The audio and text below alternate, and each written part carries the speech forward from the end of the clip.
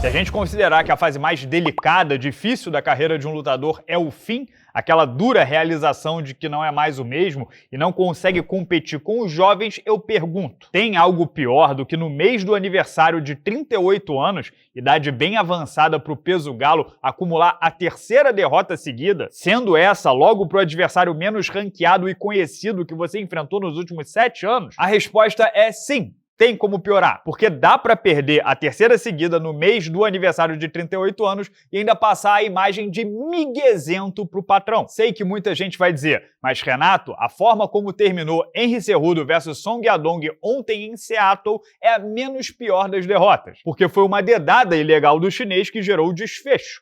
E a percepção pública pode ser de resultado ilegítimo, né? Tipo, o Cejudo não perdeu de fato. Mas não, talvez pela maneira como o Cejudo conduziu ali a situação, ou por má vontade do público com ele, a percepção foi oposta. Foi de que ele estava perdendo a luta e deu um migué na esperança que o adversário fosse desclassificado ou tudo terminado em no contest. E esse ponto de vista não é o meu, é o do Dana White que sugeriu isso na coletiva de imprensa. E o público presente, por sua vez, vaiou em plenos pulmões o Cejudo por ter esperado sentado completar os 5 minutos de interrupção. Assim, seria uma canalice sem tamanho minha dizer aqui se a dedada pegou em cheio e se a visão estava comprometida ou não. Só uma única pessoa tem a resposta para essa pergunta. Agora, Cejudo é campeão olímpico, duplo campeão do UFC. Eu tenderia a dar um voto de confiança a ele. Primeiro, porque no replay fica bem claro que o China entroncha o dedo médio no zóio dele. Segundo, porque quando a luta foi retomada, o Cejudo estava claramente zoado, apenas tentando evitar sobreviver. Sendo que antes da dedada, ele estava num bom momento, né, equilibrando a prosa. Será que um competidor desse nível faria toda aquela encenação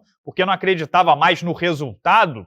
Não sei, me parece improvável. Agora, de fato, o Cejudo não fez nada para tentar continuar. Pelo contrário, né? Ele fez questão que a luta fosse parada. Porque foi ele que ficou gritando, né? Repetindo que não conseguia enxergar, e foi ele que pediu para chamar o médico, não foi o árbitro. Só que, de novo, não querendo defender ele, mas já defendendo, qual é o sentido de prolongar uma luta com uma infração causada pelo adversário que é muito duro, 10 anos mais jovem e sem enxergar? O lance é que a minha opinião não importa. O público presente e o homem que assina o cheque ficaram contra ele. A situação foi ainda mais sádica porque no dia anterior, Cejudo foi para a pesagem cerimonial com um biscoito da sorte gigante que continha a seguinte mensagem, abre aspas, a sorte do Yadong está acabando, nocaute técnico no 4º round. E foi justamente o que aconteceu, só que ao contrário. Um argumento contra o lance do migué é que Cejudo é veterano, conhece bem as regras do esporte. Ele sabe que se alguma infração não intencional interromper a luta a partir do 4º round, iremos para a decisão dos jurados.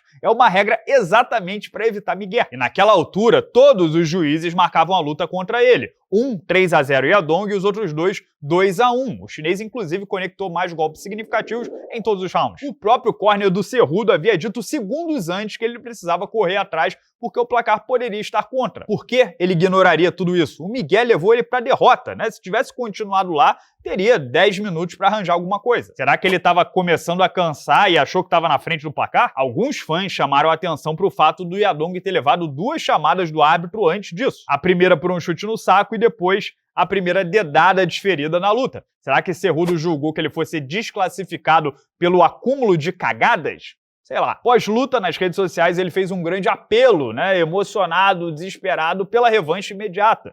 Disse que estava subindo de produção na luta, etc, etc. Ainda postou foto do olho avariado com a legenda, abre aspas, diplopia, abrasão da córnea, lesão nos tecidos moles. E dizem que eu queria fugir da luta. Só que a resposta do Dana White na coletiva de imprensa foi a mais fria possível, abre aspas. De jeito nenhum, não quero ver essa luta de novo, nem um pouco. Alguém quer ver isso de novo em alguns meses? Notem aí que existe uma má vontade histórica do Dana White com o Cejudo. O presidente acha que ele jogou um joguinho, quis chantageá-lo quando anunciou a aposentadoria em 2020 em busca de um aumento. Ou aumento ou super luta com Alexander Volkanovski pelo 3º cinturão, né, o cinturão do peso pena na época, que também representaria um aumento. O meu ponto é, ainda que não tivesse rolado a dedada, o chinês estava vencendo bem a luta e teria a juventude a seu favor nos 10 minutos finais. Ou seja, de uma forma ou de outra, não ficou com uma cara boa pro Cejudo. Agora ele vai para a 9ª ou 10ª posição no ranking, e juntando idade, frequência baixa, queda de rendimento treinamento e mau relacionamento com a direção, dá pra cravar que, esportivamente falando, é fim de papo. O próximo adversário vai ser ainda mais anônimo, ainda mais jovem ou ainda menos ranqueado. A não ser que ele jogue a toalha, admita que o tempo passou e tente costurar nos bastidores uma despedida dupla com o José Aldo, por exemplo. Mas se quiser continuar remando e embolsando mais cheques enquanto puder, é bom entender que a colaboração da empresa,